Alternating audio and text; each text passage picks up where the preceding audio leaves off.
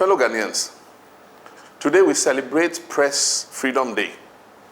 Freedom of the press should not only be marked, but celebrated and cherished as a vital and fundamental ingredient of our democracy.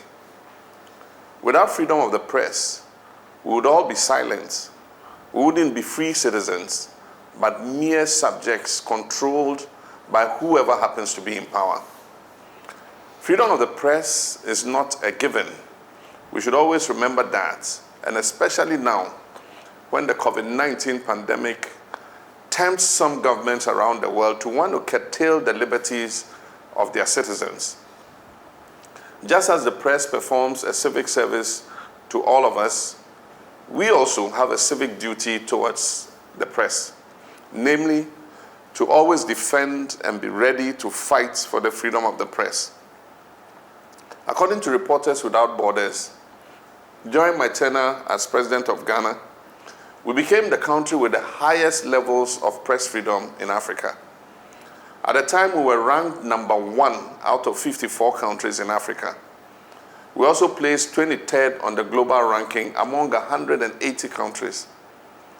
3.5 years later, we have slumped 7 places on the global ranking and lost the number 1 spot in Africa to Namibia and Cape Verde. We've unfortunately lost this priceless status that made all of us very proud.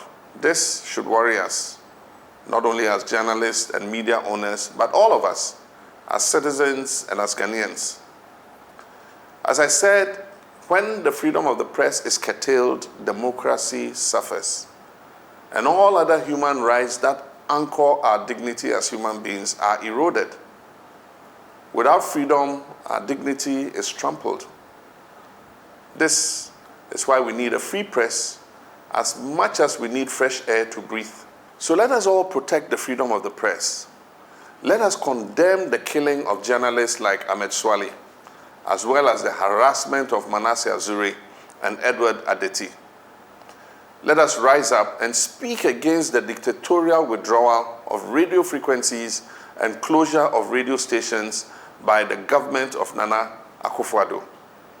Let us remind and demand of government to stop paying lip service to the Right of Information Act. Let's encourage, cherish, and always expand the frontiers of freedom of the press in this digital world. We owe it to our great and hard-working journalists, but first and foremost, we owe it to ourselves.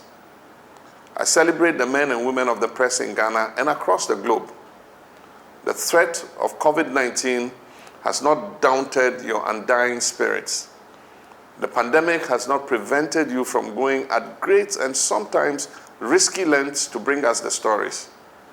You have been at the front line of the fight against the disease. We are grateful to our pressmen and women.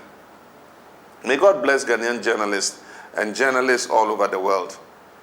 May we all rededicate ourselves to restoring Ghana's once enviable position as number 1 in press freedom in Africa. And may God continue to bless our homeland, Ghana.